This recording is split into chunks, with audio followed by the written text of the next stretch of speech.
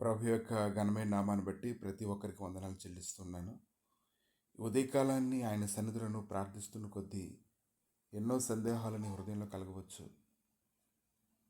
రోమీయులకు రాసినటువంటి పత్రిక 4వ అధ్యాయము 20వ వచనంలో, అవిశ్వాసం వలన దేవుని వాగ్దానం గురించి సందేహింపక దేవుని మహింపరిచి ఆయన వాగ్దానం చేసిన దానిని నెరవేర్చుటకు సమర్థుడైన రూఢిగా విశ్వసించి విశ్వాసం వలన బలం నొందెను. అందుచేత అది అతనికి నీతిగా ఎంచబడిను.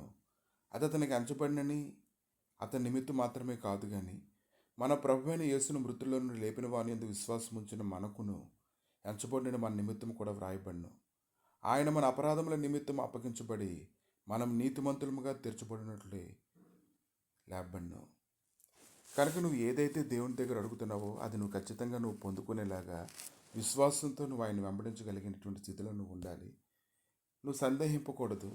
నువ్వు విశ్వాసం ఉంచుతున్న కొద్దీ అనేక సందేహాలు నీ హృదయంలో అయితే కలగవచ్చు, కానీ నమ్మకంగా నువ్వు దాంట్లో స్థిరంగా నిలబడడానికి ఇష్టపడినప్పుడు ఖచ్చితంగా నువ్వు విడుదల పొందుకుంటావు.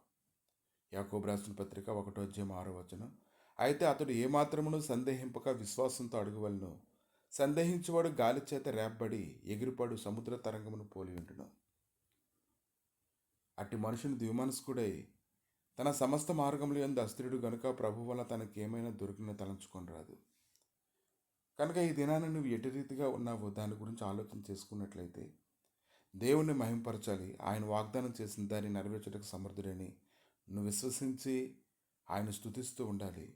ఇంకా నీ జ్ఞానం కొత్తగా ఉంటే ఆయన అడగాలి, అప్పుడు అది నీకు అనుగ్రహించబడుతుంది.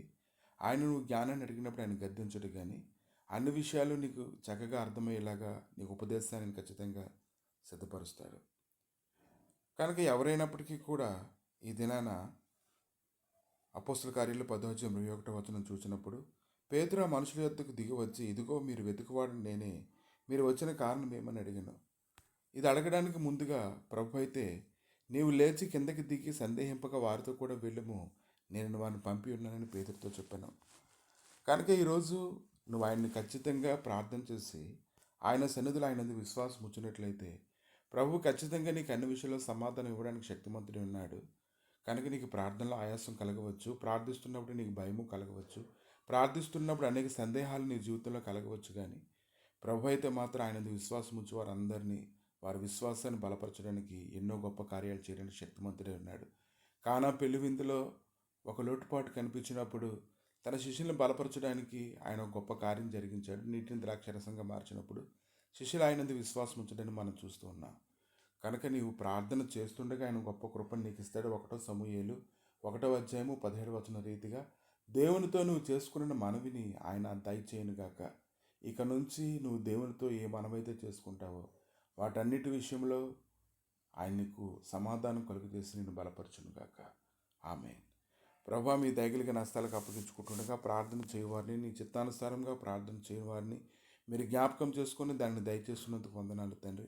నీ సన్నిధి, నీ సమాధానం, నీ కృపామహిమ మాత్యం తోడుగా ఉంచి అన్ని విషయంలో బలపరిచి స్థిరపరిచి మహిమతో నింపి నడిపించి కృపా సమాధానం నిత్యము నాయన ఆవరించినట్లుగా సహాయం దయచేయమని మహిమ పొందమని యేసు నామములు అడిగి వేడుకుంటున్నాము తండ్రి.